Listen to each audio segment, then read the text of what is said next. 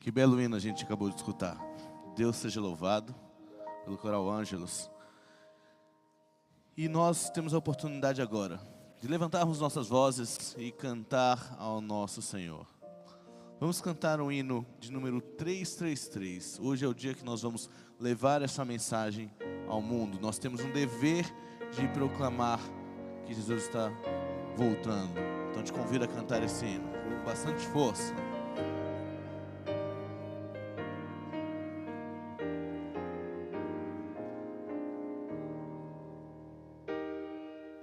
Todos juntos?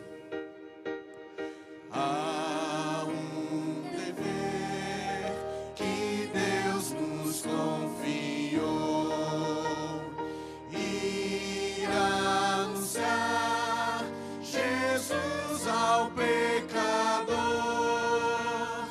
ir proclamar que já o resgatou.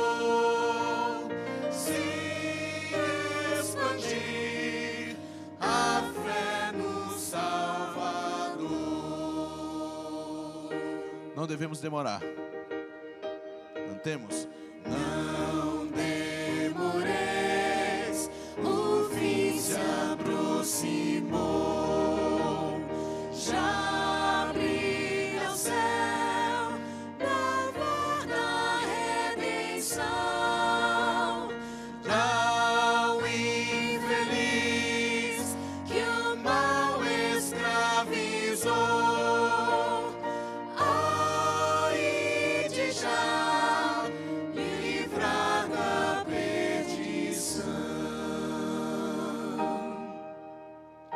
Deus nos chamou para esse trabalho. Cantemos. Deus nos chamou a fim de trabalhar.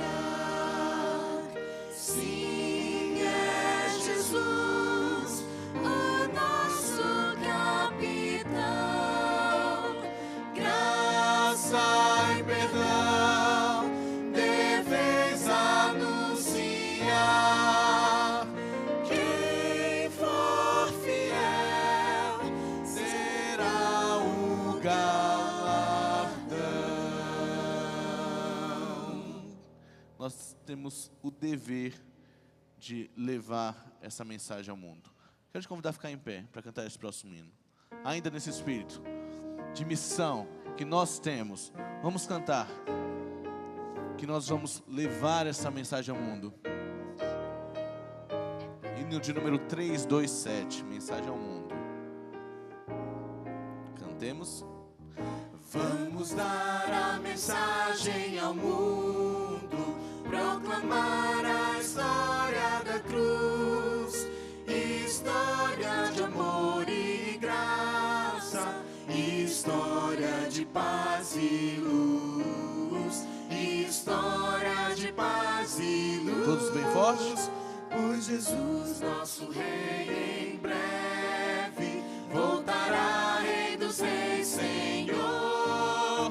Virá seu reino de luz, funda um reino de paz e amor. Homens cantam agora. Uma voz de advertência ao mundo deve ser o nosso cantar. Um hino de fé que fale das bênçãos do amor sem par. Todos juntos cantemos, bem forte. Pois Jesus, Nosso Rei, em breve voltará, Rei dos Reis, Senhor. Virá seu reino de luz, funda um reino de paz e amor. última estrofe, mulheres começam. Um dever é levar Cristo ao mundo como alguém que pode salvar, que pode afastar pecados e a glória de Deus mostrar, e a glória de Deus mostrar. Todos juntos. Pois Jesus, nosso Rei, em breve voltará, Rei dos Reis, Senhor.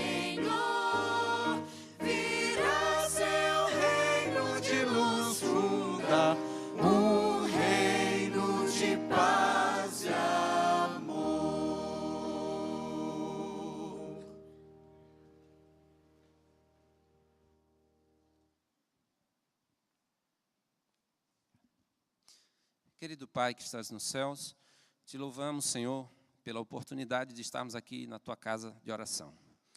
E te suplicamos também que o Espírito Santo continue conosco nas partes seguintes deste culto. Que saímos daqui mais fortalecidos na fé e na graça. E que hoje, como um dia especial de testemunho da igreja em todo o continente, apesar das dificuldades, apesar das circunstâncias, o Evangelho possa alcançar pessoas, especialmente aquelas que estão com a profunda sede espiritual. Nós suplicamos isto em nome de Jesus. Amém.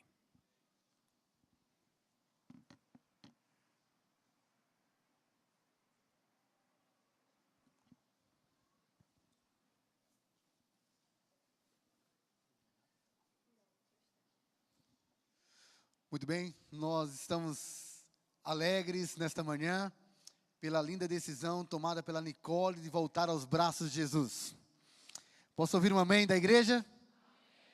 Aí o pessoal está feliz. Sei se nós temos aqui colegas da Nicole, o Cabe está envolvido aí no impacto, mas nós temos aqui a Nicole por algum tempo andou distante de Jesus, mas nesta manhã decidiu voltar aos braços do seu amado Salvador. A Nicole é de Sergipe, é aluna do Colégio Adventista da Bahia, do CAB, e é bom ver, Nicole, ver a sua decisão. A Nicole tinha tomado a decisão já há algumas semanas, e nós estávamos fazendo então todos os acertos para que na manhã desse sábado a Nicole fosse batizada. E nós queremos agradecer aqui ao apoio dos professores, da capelania, daqueles que estão perto da Nicole, ajudando na caminhada espiritual. Está feliz por essa manhã? Bastante. Bastante feliz. Muito bem, estão chegando aqui amigos e também professores da Nicole. Bom, vamos então, Nicole, para este momento especial. Que Deus te abençoe, que você possa prosseguir firme na caminhada. E como ministro do Evangelho, seguindo a ordem do Mestre, o desejo sincero do teu coração, para a remissão dos teus pecados, para que você receba poder do alto para uma nova vida com Deus. Como ministro do Evangelho, te batizo em nome do Pai, do Filho e do Espírito Santo.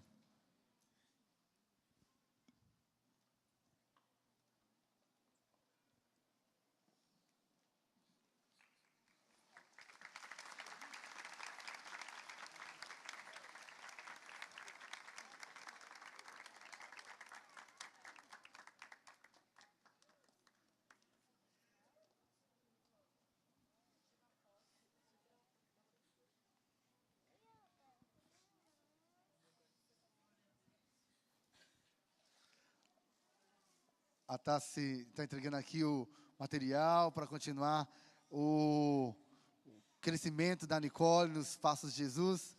Ele está aqui. Aqui está a mãe da Nicole. Pessoas queridas que fazem parte da vida dessa garota. Visivelmente ela está muito emocionada para a família, para os amigos. Essa decisão tem muito significado. Que Deus te abençoe, viu, Nicole? Vamos continuar então adorando o nome do Senhor. Obrigado pelo apoio dos professores, da equipe do CAB, nessa caminhada dos nossos alunos. Parabéns, Vina. Que Deus te abençoe, viu? Pastor Charles, que Deus o use de maneira poderosa, amigo.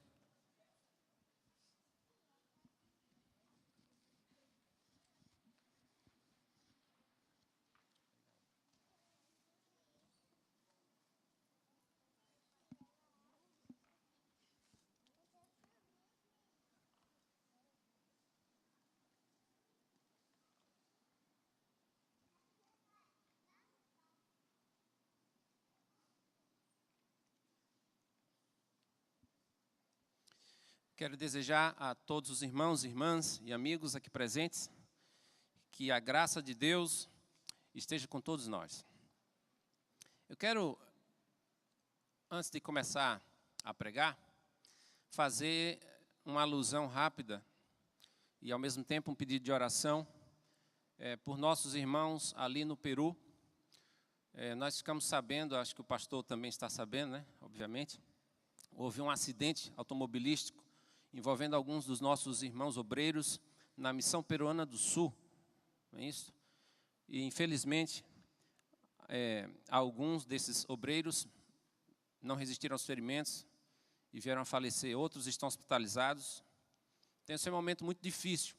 Eles estavam numa viagem a trabalho, se preparando para fazer o Impacto Esperança. Então, são momentos como estes em que a igreja realmente deve se solidarizar e orar para que Deus, que é bom o tempo todo, possa consolar a igreja, especialmente os familiares desses queridos irmãos. Então, também quero fazer menção aqui a esse contexto que nós estamos vivendo no país, com a paralisação dos caminhoneiros. É algo inusitado nessa escala e com essas consequências. E nós ainda não sabemos ainda até onde isso vai dar. Mas devemos orar. Talvez momentos como este sinalizem de maneira muito contundente que nós, como cristãos, temos uma responsabilidade de não apenas habitarmos neste mundo, mas de fazermos diferença nele pelo poder de Deus. E parte dessa diferença acontece por meio da nossa intercessão pelo mundo. Karl Barth, famoso teólogo alemão, dizia que a oração é a mais poderosa arma para a revolução. Então nós temos que orar não apenas como exercício religioso, mas acreditando que por meio das orações intercessórias, Deus pode sim abençoar nosso país. Deus pode, e Ele faz isso, por reis e mover reis. E parte da nossa influência no mundo vem por meio da oração intercessória. O segundo aspecto é que nossa influência no mundo não acontece apenas por nossas orações intercessórias, mas também pelo exercício da nossa cidadania. E esse é um outro tema muito vasto, mas fica aqui uma menção rápida. De que maneira nós estamos cumprindo nosso papel como cidadãos, exercendo uma consciência política responsável para que este mundo não seja tão degradante. Nós temos que cumprir também nosso papel como cidadãos na sociedade. Obrigado, pastor. En ese contexto también yo no quería dejar una responsabilidad como hermano, nuestro amigo, o profesor Gerson.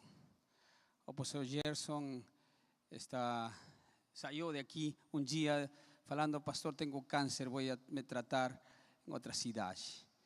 El cáncer ya tiene metástasis, y agarró los pulmones y agarró otros órganos. Algunos están en la red con esa oración, pero acho que tenemos que ser más en ese aspecto de intercesión. Orar por él, en nombre de Dios, vamos a orar por él. Un día el pastor Orlando estaba en un momento difícil y la iglesia oró por él. Nuestro hermano Gerson precisa de nuestra intercesión.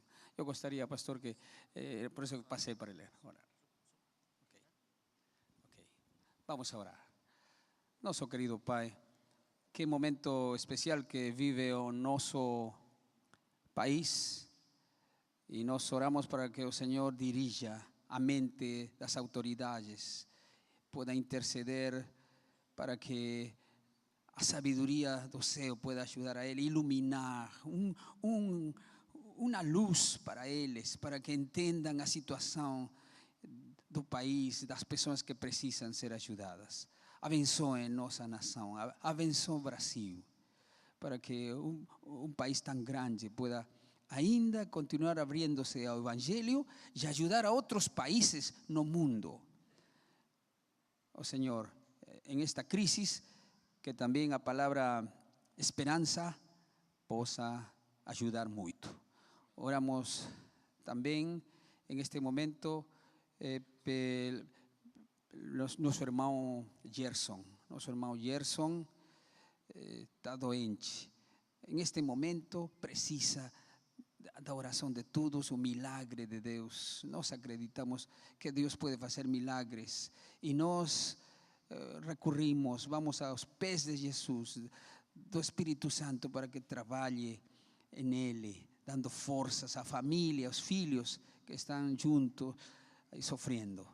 O Senhor abençoe a nosso querido irmão e que como igreja e família podamos também ajudar com nosso esforço e o que nós podemos ajudar. Obrigado, Senhor, por escutar e escutar tua palavra hoje em nome de Jesus. Amém. Obrigado, pastor. Queridos, essa semana, enquanto eu meditava na palavra de Deus, me veio um assunto recorrente, não sei se acontece com você, que é com respeito à nossa luta contra o pecado. Há muitas passagens na Bíblia que abordam esse assunto. E uma delas, que está lá no livro de Hebreus, nós não vamos ler só uma rápida alusão, nós vamos ler, eu acho que uma boa quantidade de textos bíblicos hoje, eu vou citar outros, mas lá em Hebreus, no capítulo 12, é dito assim, que devemos correr a carreira que nos está proposta, olhando firmemente para Jesus e desembaraçando-nos de todo o peso e do pecado que tenazmente nos assedia. Eu acho que nós todos podemos nos identificar com essa descrição bíblica.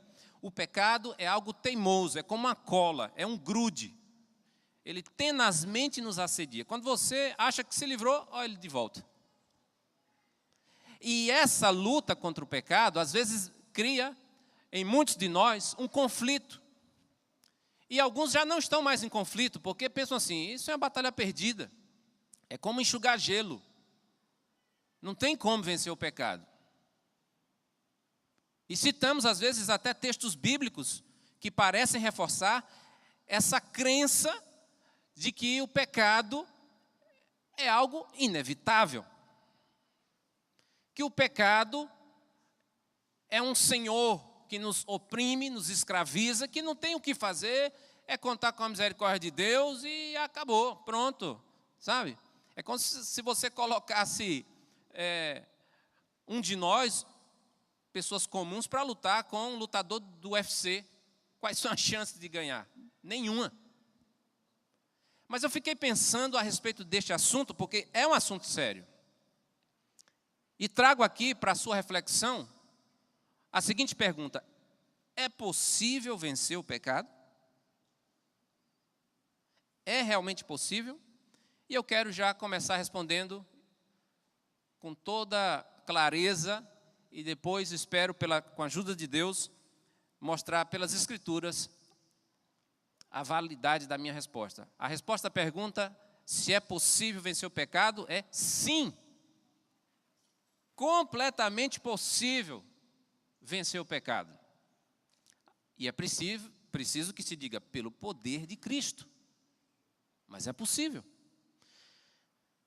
Há uma tradição cristã a respeito da maneira como nós enfrentamos o pecado. E essa tradição lista 3 inimigos.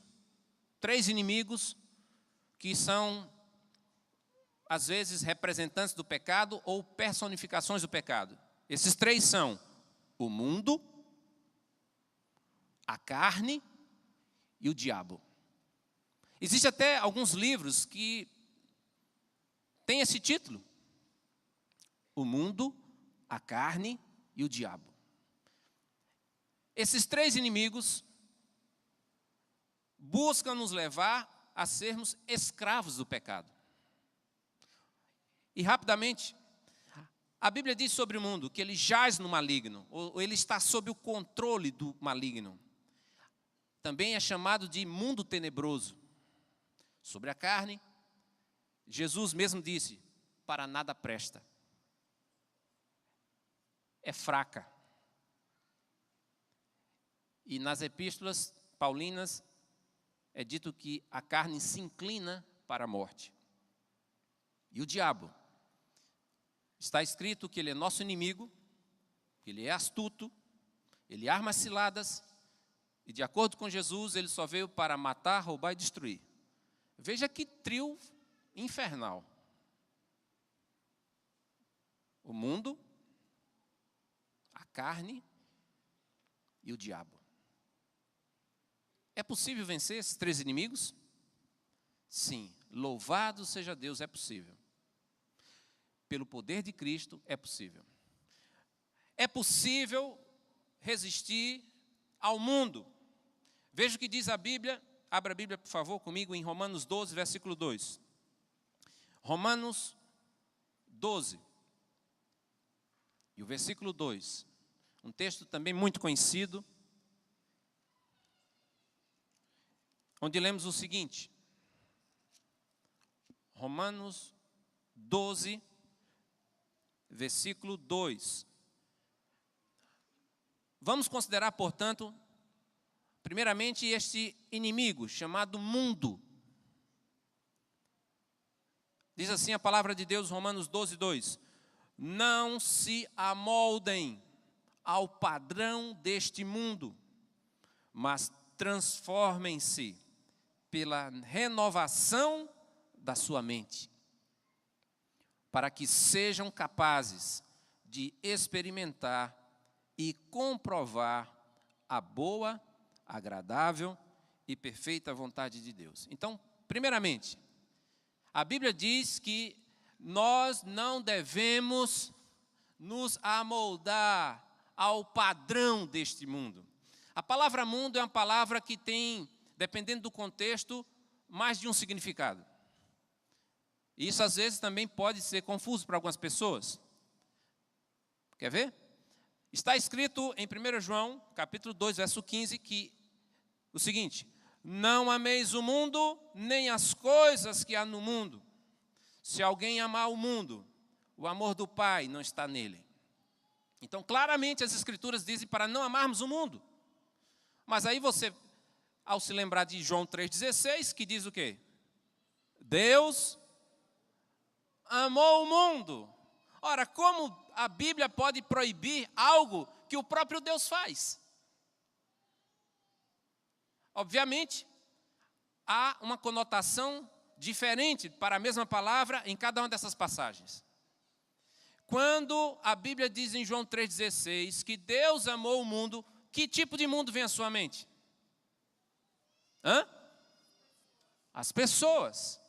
Deus amou tanto os seres humanos, todas as pessoas, que enviou Jesus, deu seu Filho. E não há nada de errado com isso.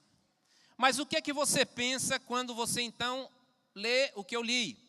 Não ameis o mundo, nem as coisas que no mundo há. E diz mais, se você amar o mundo, o amor do Pai não estará em você. O que vem à sua mente quando você então lê a expressão mundo nessa passagem? As coisas do mundo, né, como a passagem diz aqui. Veja que o mundo, no sentido que nós estamos considerando aqui, representa um sistema. Um sistema que está relacionado com a cultura, com ideologias, com comportamento, com influências, com estruturas. Este sistema, de acordo com as Escrituras, é inimigo de Deus, é contra Deus. E aqueles que aceitaram a Jesus Cristo romperam com esse sistema. É por isso que a Bíblia diz que se alguém ama este mundo, esse sistema, com seus valores, com suas ideologias, com seus comportamentos, o amor do Pai não está nele. É por isso que a Bíblia diz que o mundo, em Tiago 4,4, não pode ser nosso amigo. Palavras fortes, mas são da palavra de Deus. Infiéis, diz a Bíblia. Não sabeis que a amizade com o mundo é inimiga de Deus? Aquele que quiser ser amigo do mundo se torna inimigo de Deus.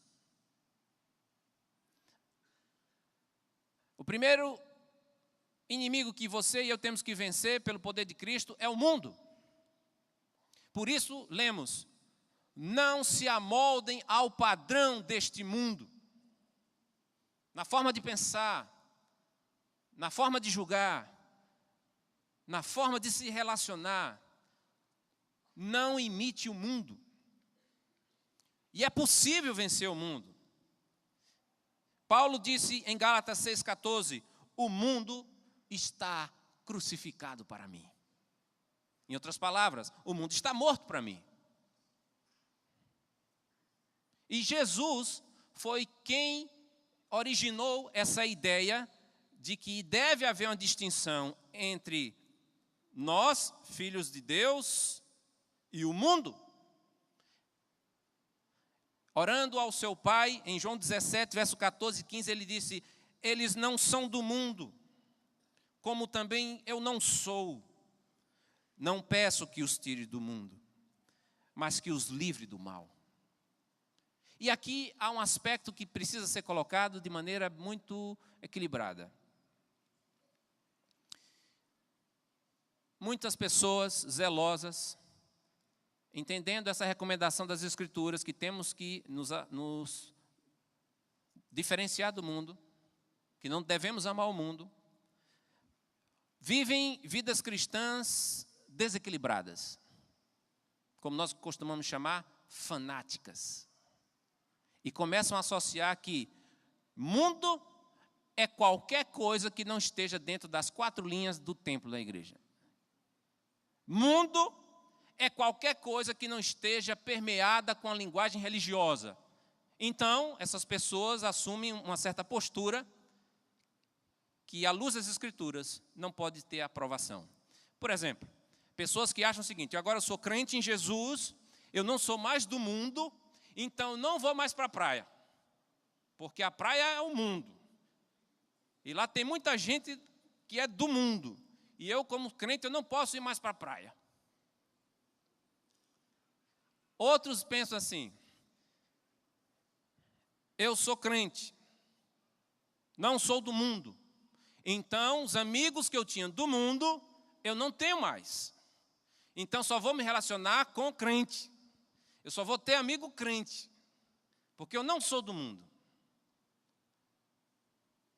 Outros ainda pensam o seguinte, que não ser do mundo é se vestir não apenas de maneira distinta do mundo, mas de maneira esquisita do mundo. E alguns adotam um estilo de vestuário que, no seu entender, é o mais santo. Mas, na verdade, é um estacionamento numa determinada época. Então, o indivíduo pensa assim: a maneira como as pessoas se vestem no século 21, em 2018, é mundana. A maneira cristã é a maneira da década de 70. Porque eu não sou do mundo. Ainda, alguns tentam, com essa visão de distinção do mundo, tentam separar as pessoas entre nós e eles. Nós somos do bem, eles são do mal. Eles não são da nossa igreja, então estão todos perdidos.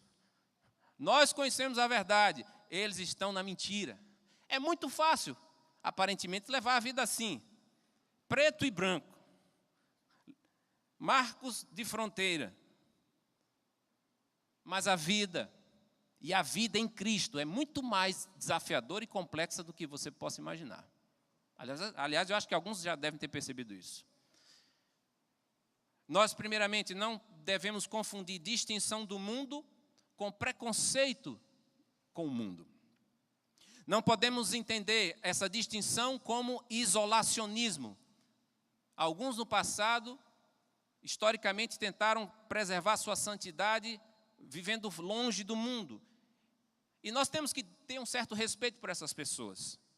Porque, no mínimo, elas estavam levando a sério a sua fé, sendo zelosas. Elas sentiram uma certa ameaça e tentaram se proteger da influência perniciosa do mundo. Mas muitas dessas pessoas cometeram excessos. Desde o início da igreja até tempos recentes. Por exemplo, houve um jovem chamado Antônio, no período logo depois da era apostólica, período chamado dos pais da igreja. Este jovem cristão, ele percebeu que sua igreja estava vivendo uma secularização muito avançada. E não querendo se conformar com este tipo de situação, Antônio, uma vez lendo, depois de um momento devocional, lendo os evangelhos, sentiu-se impactado por uma palavra de Jesus. Aquela que Jesus disse ao jovem rico: vai, vende tudo o que tem, dá aos pobres, então segue-me. Ele vivia com sua irmã, seus pais já haviam morrido, vendeu tudo, as propriedades que tinha, antes se certificou de deixar o necessário para que sua irmã tivesse segurança para viver, e foi para o deserto do Egito. Ele cometeu alguns excessos, mas Antônio não estava querendo simplesmente fugir da sua responsabilidade, nem se isolar das pessoas. Ele foi para o deserto para encontrar Deus. E ele ficou dias, semanas no deserto. Na verdade, durante longos 20 anos, Antônio viveu no deserto do Egito, tentando encontrar Deus e não deixar que o pecado dominasse sua vida. Enfrentou tantas tentações que na sua biografia é dito que os demônios lhe apareciam de diversas maneiras, às vezes em forma de animais, em outra ocasião apareceu em forma de uma mulher, com todo o gestual feminino, tentando levá-lo ao pecado. Mas Antônio resistiu bravamente. E depois, numa luta com os demônios, ele fez uma oração pedindo ajuda. E um anjo lhe apareceu e disse: eu estava sempre aqui, mas estava esperando você vencer. Agora que você venceu as tentações, eu vou enviá-lo de volta para o mundo. Vou fazer você conhecido. E as pessoas vão me conhecer pelo seu testemunho. Antônio voltou e se tornou um dos principais líderes da igreja daquela época.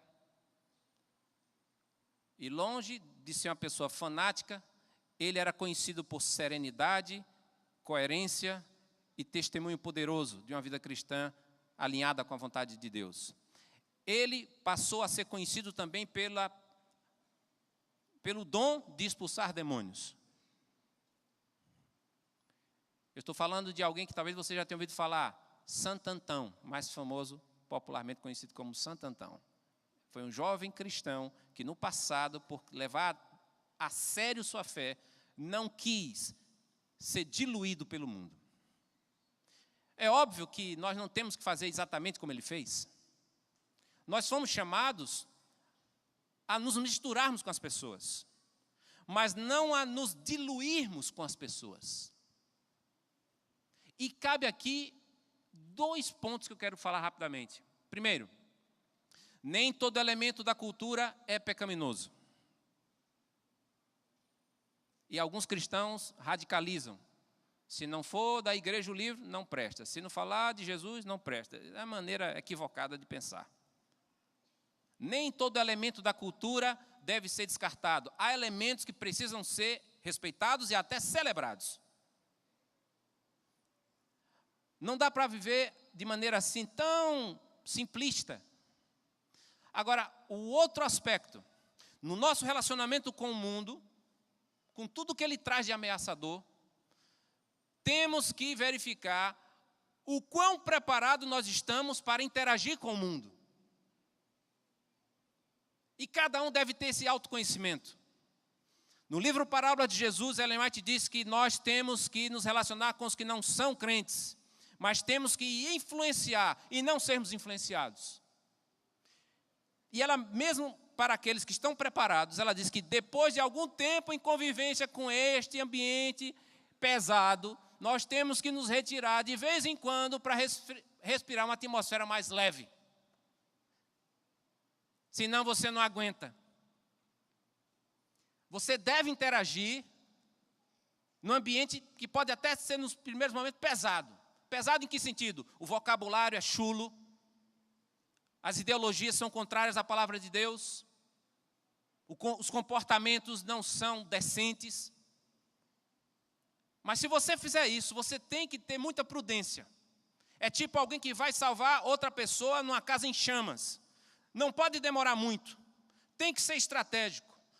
A sua entrada na casa em chamas não é para ficar batendo papo, fazendo um piquenique, é para resgatar alguém que vai morrer.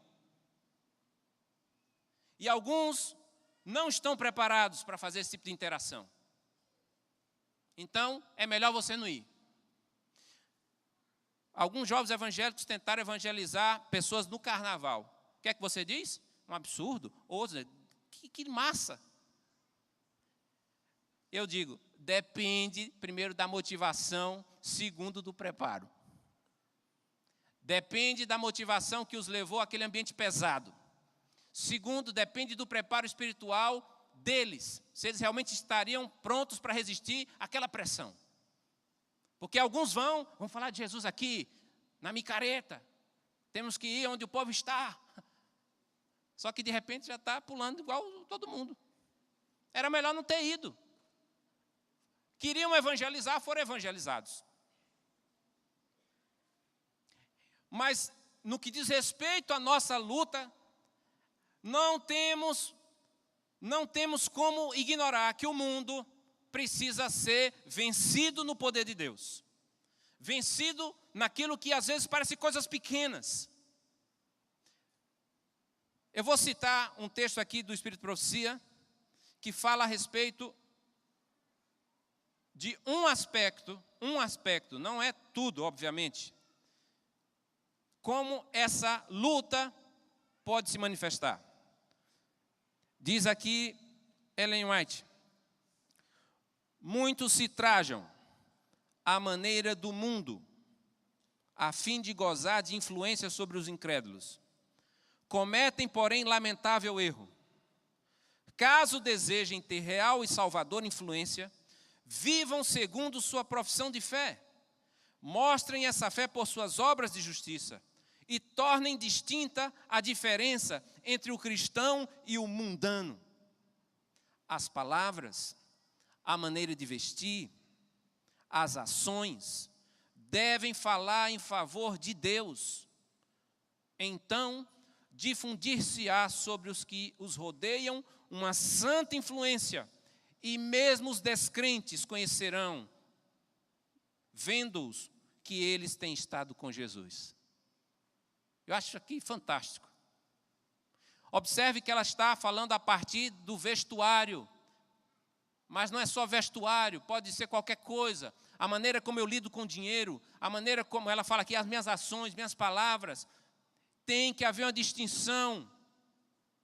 Tem que haver uma distinção, uma diferença entre o cristão e o mundano. E a Bíblia diz que é possível vencer o mundo. Em 1 João, diz: quem é aquele que vence o mundo? Senão aquele que crê que Jesus Cristo é o Filho de Deus. E esta é a vitória que vence o mundo, a nossa fé. Pare para pensar e analise como têm sido seus embates com o mundo. Você consegue evitar que o mundo crucifique você? Você está crucificando o mundo, como Paulo disse, ou o mundo está crucificando você? Não ameis o mundo, nem as coisas que no mundo há. Ainda está meio confuso, pastor. O que você quer dizer não amar o mundo? Há um tempo atrás, eu encontrei um texto que está em 1 Coríntios capítulo 7, que para mim se tornou assim um parâmetro muito claro. 1 Coríntios capítulo 7, versículo 29 em diante. Aqui, o apóstolo Paulo falando sobre a questão de relacionamentos, solteiros, casados. No meio do seu argumento, Paulo diz algo que para mim é cheio de sabedoria. 1 Coríntios capítulo 7, verso 29 em diante diz assim: o que quero dizer é que o tempo é curto. De agora em diante, aqueles que têm esposa, isso pode gerar problema em casa, mas vamos lá. Aqueles que têm esposa, vivam como se não tivessem. Requer uma exegese profunda aqui. Verso 30. Aqueles que choram como se não chorassem. Os que estão felizes como se não estivessem. Os que compram algo como se nada possuíssem. Agora preste atenção ao que diz o verso 31. Os que usam as coisas do mundo como se não as usassem. porque a forma presente deste mundo está passando. Quando eu li isso aqui, eu disse, meu Deus, aqui está o segredo. Porque você pode ficar confuso, com a consciência culpada. De repente você está usando uma coisa do mundo. E a Bíblia diz, não ame o mundo.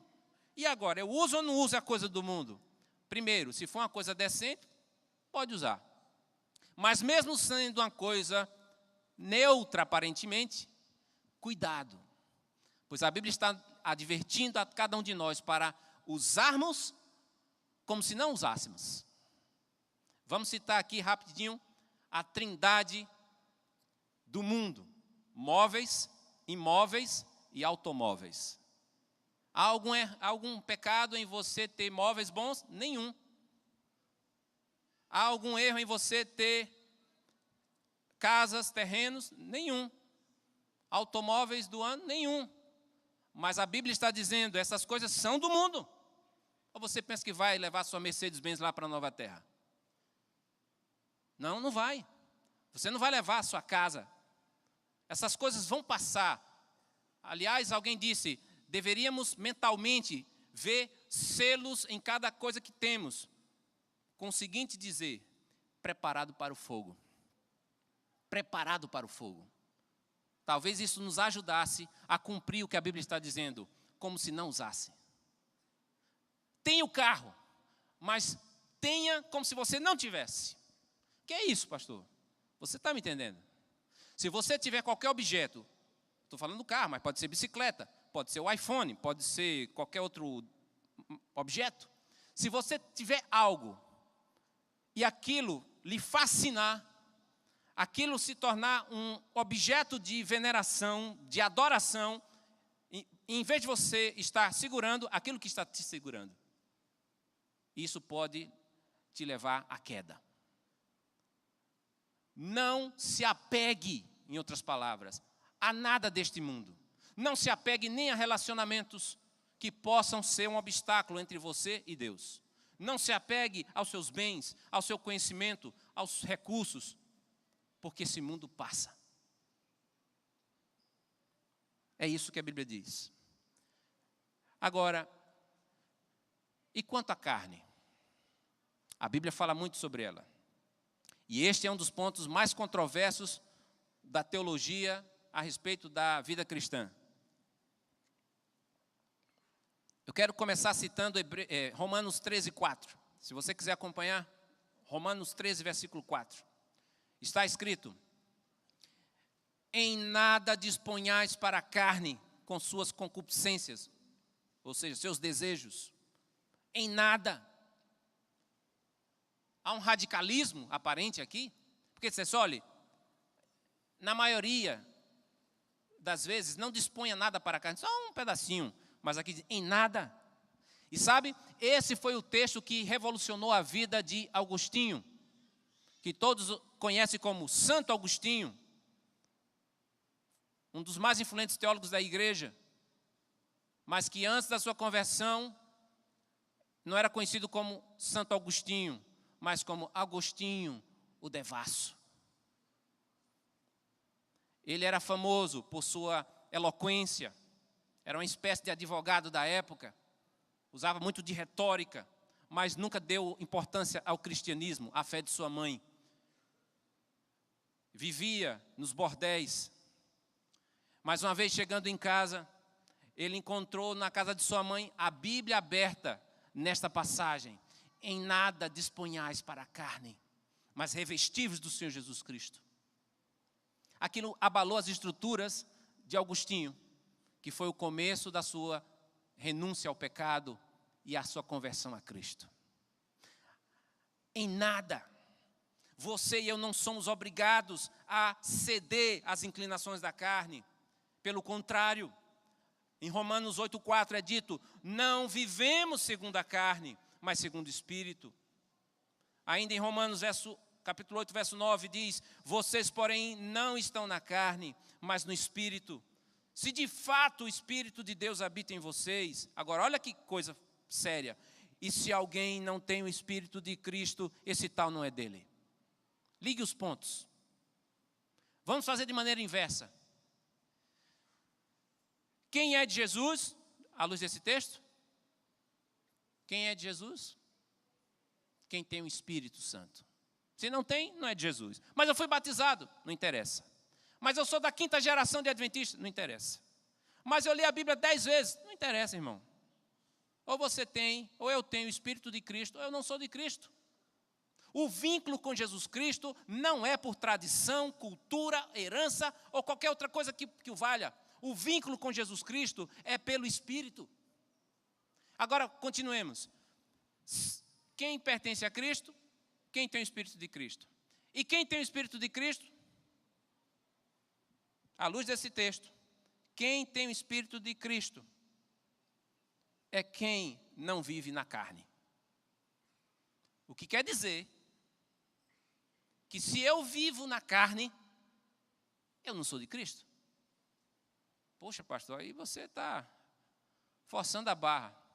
Amigo, irmão, esses textos me perturbam tanto quanto a você. Mas melhor do que embalar uma ilusão é confrontarmos com a verdade. E a verdade é clara, a Bíblia está dizendo que é preciso viver no Espírito e não viver na carne.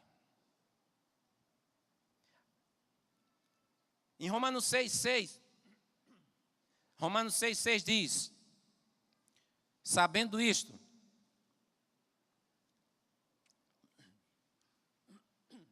o nosso velho homem foi crucificado com ele, para que o corpo do pecado seja destruído e não sejamos mais escravos do pecado.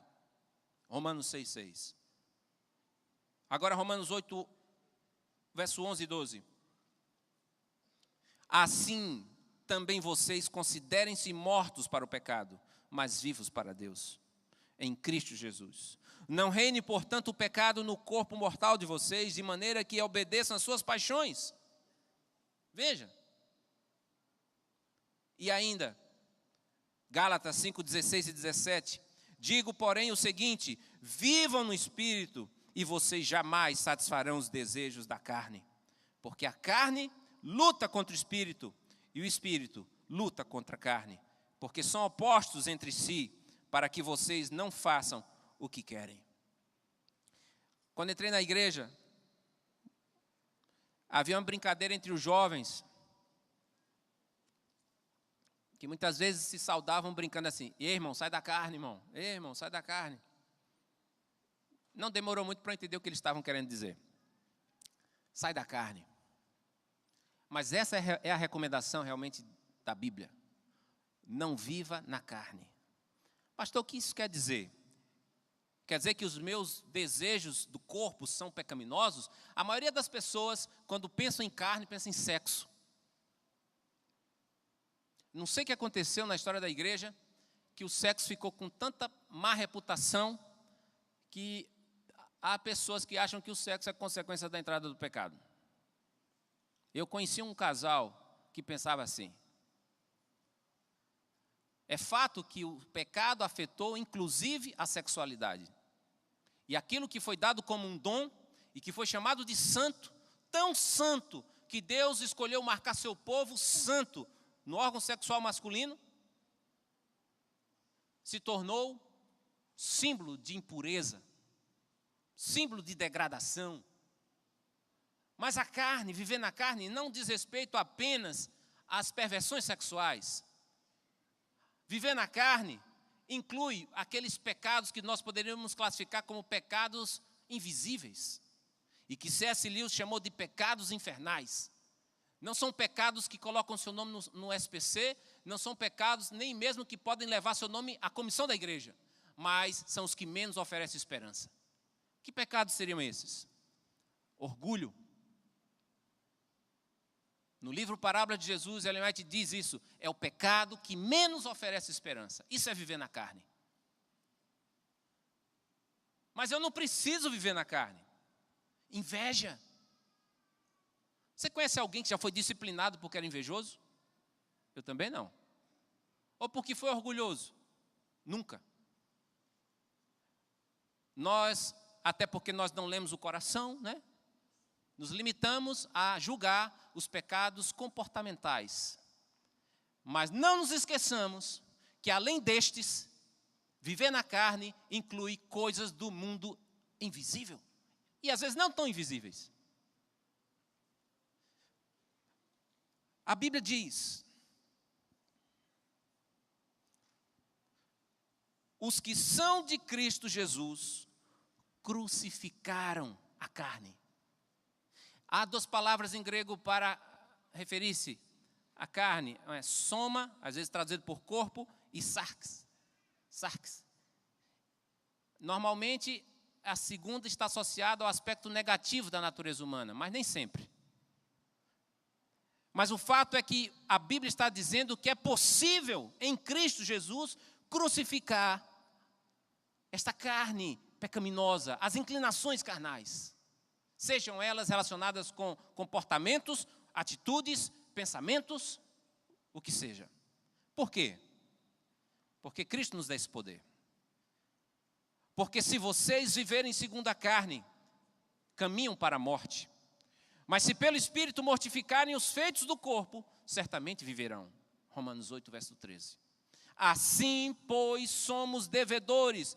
Guarde isso no seu coração, querido, querida. Somos devedores não à carne, como se estivéssemos obrigados a viver segundo a carne. Romanos 8, verso 12. Há, às vezes, alguns de nós que pensam assim: não tem jeito, eu sou obrigado a viver na carne, desse jeito. Eu tento, mas não consigo. Mas a Bíblia está dizendo que você, querido irmão, querida irmã, amigo, você, se você aceitar a Cristo, você não é obrigado a viver segundo a carne. Assim como você pode derrotar o mundo pelo poder de Deus, você pode derrotar a carne pelo poder de Deus. Porque os que são de Cristo crucificaram a carne. Agora, o último. É possível resistir aos ataques do diabo. A Bíblia diz: resisti ao diabo e ele fugirá de vós. Tiago 4, 7. Pedro disse: sede sóbrios e vigilantes. O inimigo de vocês, o diabo, anda em derredor, como um leão que rege procurando alguém para devorar. Resistam a ele, ficando firmes na fé. 1 Pedro 5, 8. Segurando sempre o escudo da fé, com o qual poderão apagar todos os dardos inflamados do maligno. Efésios 6,16. Vistam-se com toda a armadura de Deus, para poderem ficar firmes contra as ciladas do diabo. Efésios 6, verso 10. Um irmão, orando no culto divino, ele quis citar esse verso, e ele disse, se perdeu, coitado. Diz assim: Senhor, nos livra das saladas de Satanás. E eu vi outra que eu não sei, deve ser brincadeira, que um juvenil disse assim: resisti ao diácono e ele fugirá de vós, né?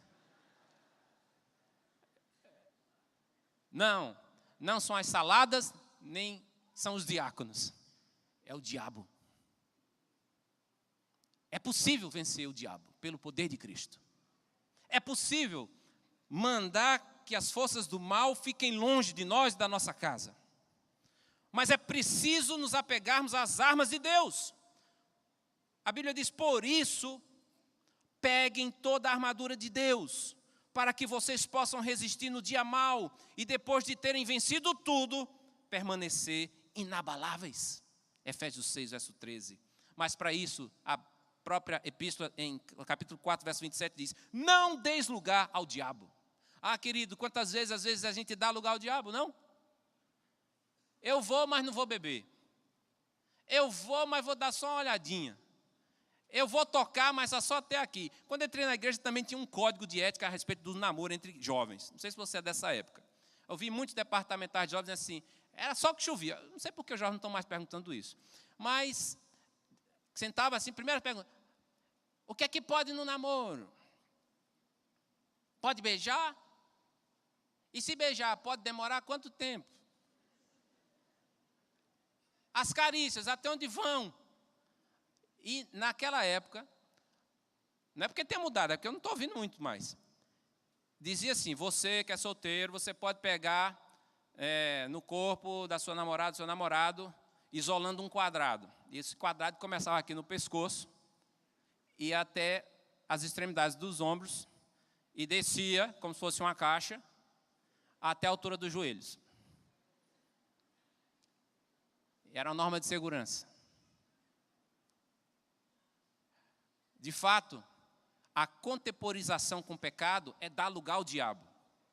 E jovens, às vezes, se envolvem em situações que depois se lamentam amargamente e dizem: foi o diabo, pastor, foi o diabo.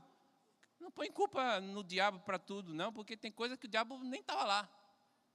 Foi a sua carne. Mas a Bíblia diz: não dê lugar ao diabo, porque se você der lugar, ele vai agir.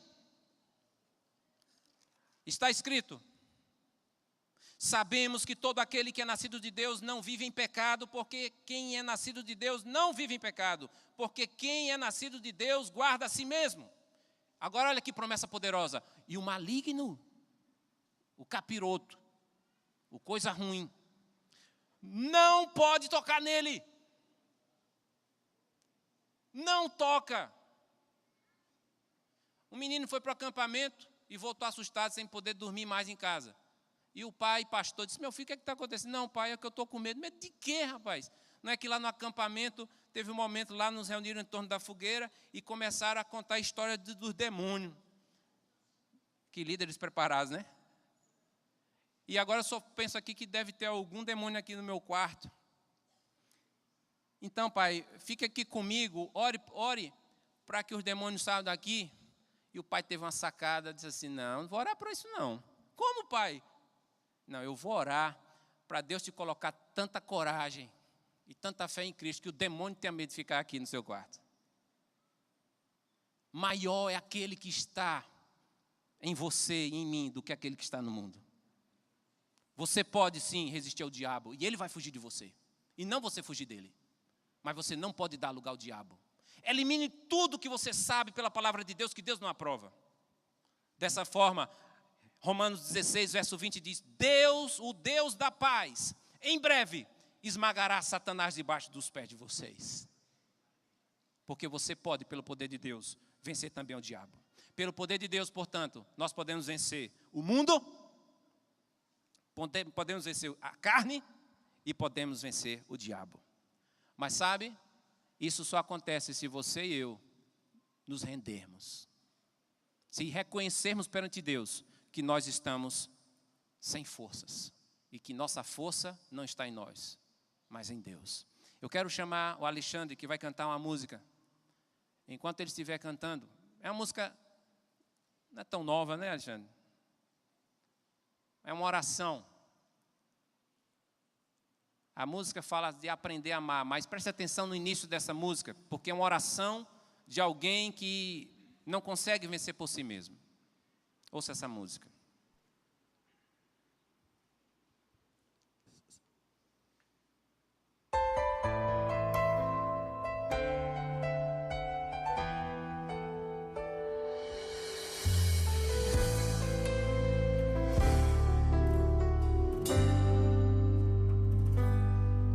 Senhor, cansado estou de tentar vencer por minhas próprias forças. Caio e me levanto ainda mais fraco, quando às vezes eu me sinto vencedor. Mas que vitória é essa minha? Tropeço nos mesmos erros. Quanto mais prometo que não vou cair. Em meio ao meu tormento, olho pra cruz e vejo que Cristo ali tornou-se frágil pra ser vencedor. Quero aprender a amar. Quero confiar em Ti. E saber que eu não preciso mais lutar. Quero aprender a amar. Ter Cristo junto a mim. e sentir a paz em depender de ti. E se sem força eu estiver, irei tranquilo, pois contigo vou aprendendo a amar.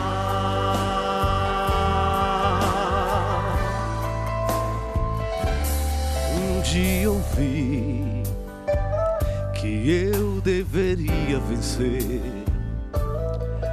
e ao tentar lutar senti desilusão, pois não me sentia feliz. Lutava e prometia mudar, mas frustrava ao ver que eu caía mais ainda. Então eu compreendi que meio confuso eu lutava contra o mal que só a cruz já derrotou. Pois basta confiar, te aceitar, segurar tua mão e não deixá-la por um segundo sequer. Quero aprender a amar, quero confiar em ti e saber que eu não preciso mais lutar. Quero aprender a amar, ter Cristo junto a mim e sentir a paz em depender de ti. E se sem força eu estiver, irei tranquilo,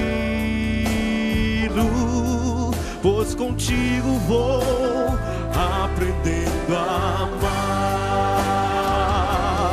Quero aprender a amar, quero confiar em ti e saber que eu não preciso mais lutar. Quero aprender a amar, quero confiar em ti e sentir a paz em depender de ti. E se sem força eu estiver, irei tranquilo, pois contigo vou.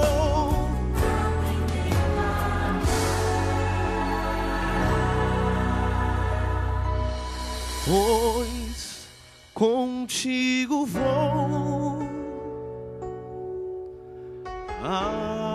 aprendendo a amar.